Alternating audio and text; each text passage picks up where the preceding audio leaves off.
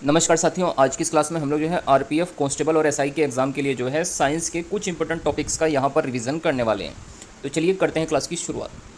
सबसे पहले बात की जाए अगर इथेनॉल की, तो ये क्या होता है, एक निर्जल एथिल अल्कोहल का रासायनिक सूत्र जो है क्या होता है, C2H5OH। मतलब जो एथिल अल्कोहल या इथाइल अल्कोहल इसको कहा जाता है, इसका जो रासायनिक सूत्र होता है वो होता है C2H5OH।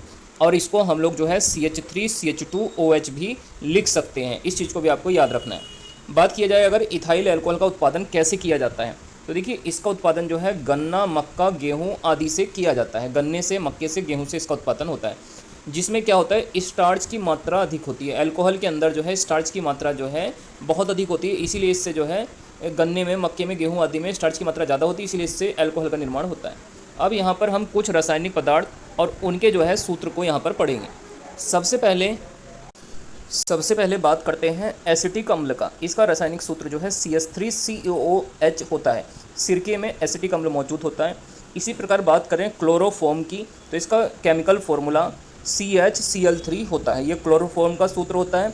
इसी प्रकार मीथेन जो गैस होती है, इसका फार्मूला CH4 होता है और इसको मार्श गैस के नाम से भी जाना जाता है। नेक्स्ट इसके बाद बात करते हैं चूना पत्थर की, जिसको कैल्शियम कार्बोनेट कहा जाता है। इसका फॉर्मूला होता है CaCO3, कैल्शियम कार्बोनेट। नेक्स्ट इसके बाद चूने की बात करें तो इसका नाम कैल्शियम ऑक्साइड होता है, CaO, कैल्शियम ऑक्साइड इसका सूत्र होता है। इसी प्रकार जो संगमरमर होता है उसको कैल्शियम कार्बोनेट कहा जाता है, CaCO3, कैल्शियम कार्बोनेट, ये इसका सूत्र होता है। और इसी प्रकार बात करते हैं वॉशिंग सोडा की, तो इसका जो है सूत्र जो है Na2CO3 होता है और इसको सोडियम कार्बोनेट के नाम से जाना जाता है। नेक्स्ट इसके बाद हैजा बीमारी की बात करते हैं, तो हैजा एक जल जनित रोग होता है और ये प्रकृति में अतिसार है। मतलब हैजा किस प्रकार का रोग है, तो ये जो है जल जनित रोग है।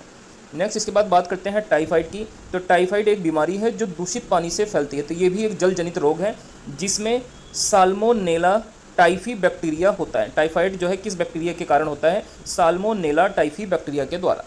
नेक्स्ट इसके बाद बात करते हैं दस्त, तो देखिए दस्त, डायरिया सबसे आम जल जनित बीमारियों में से एक है, जो ज़्यादातर 5 साल से कम उम्र के बच्चों को जो है डायरिया बीमारी होती है।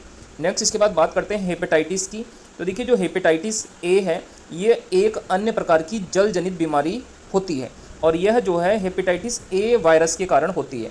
और हेपेटाइटिस बीमारी जो है यकृत यानी लीवर को प्रभावित करती है। लीवर हमारे शरीर का सबसे बड़ा अंतःस्रावी ग्रंथि होती है। इसके बाद बात करते हैं ओडोमीटर, तो देखिए जो गाड़ी वगैरह में ऑटोमीटर लगा होता है, इसके द्वारा चली गई दूरी को नापा जाता है। इस चीज़ को आपको याद रखना है। नेक्स्ट इसके बाद बात करते हैं तरल पदार्थों की श्यानता और प्रवाह गुणों को नापता है। मतलब जो श्यानता, किसी तरल पदार्थ का श्यानता का गुण होता है वो उसके प्रवाह के गुण को नापता है। मतलब गाढ़ेपन की माप जो है श्यानता होती है। नेक्स्ट इसके बाद बात करते हैं तरंग दैर्घ्य यानी वेवलेंथ की। यह एक शिखा या गर्त की दो समान चोटियों के बीच की दूरी होती है और इसको ग्रीक अक्षर जो है लैम्डा से प्रदर्शित किया जाता है। तरंग दैर्घ्य का जो एसआई मात्रक होता है वो मीटर होता है और तरंग दैर्घ्य, तरंग का वेग v और तरंग की आवृत्ति f के बीच में क्या संबंध होता है, लैम्डा बराबर होता है v/f। इस चीज़ को भी आपको याद रखना है। नेक्स्ट इसके बाद बात करते हैं प्रमुख तरंगों की, तो सबसे पहले अनुप्रस्थ तरंगें आती हैं, ट्रांसवर्स वेव आती हैं। यह एक यांत्रिक तरंगें हैं जो संचारित होने पर माध्यम के कण संचरण की दिशा के लंबवत कंपन करती है। यानी अनुप्रस्थ तरंगें किसी भी माध्यम के कणों के परस्पर लंबवत कंपन करती हैं, इसीलिए इनको अनुप्रस्थ तरंगें कहते हैं। अनुप्रस्थ तरंगें केवल ठोस पदार्थों में ही उत्पन्न होती हैं, तो ये एग्जाम में पूछा जाता है कि अनुप्रस्थ तरंगें कहाँ पर उत्पन्न होती हैं, ठोस पदार्थ। इन तरंगों को द्रवों के अंदर उत्पन्न नहीं किया जा सकता है, यह केवल तरल की सतह पर ही उत्पादित होती हैं। कहाँ पर, उनके सरफेस पे ही यांत्रिक तरंगें, अनुप्रस्थ तरंगें उत्पन्न होती हैं। नेक्स्ट इसके बाद बात करते हैं अनुदैर्घ्य तरंगों की, लॉन्गिट्यूडिनल वेव्स की। इसमें माध्यम के कण तरंग प्रसार की दिशा में माध्यम की स्थिति के आगे पीछे दोलन करते हैं। जो उत्पन्न होने वाली तरंगें अनुदैर्घ्य तरंगें कहलाती हैं।